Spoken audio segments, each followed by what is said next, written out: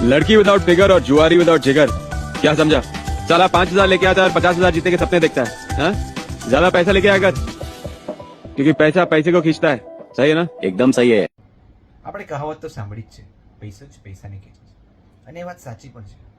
પણ કયો પૈસો પૈસાને ખેંચે છે એ જાણવું જરૂરી છે. પૈસો એ જ પૈસાને ખેંચે છે જે સારી જગ્યાએ લગાવવામાં આવે છે, નહીં કે આ વિડીયોની જેમ જુગારમાં, પબ પાર્ટીઓમાં.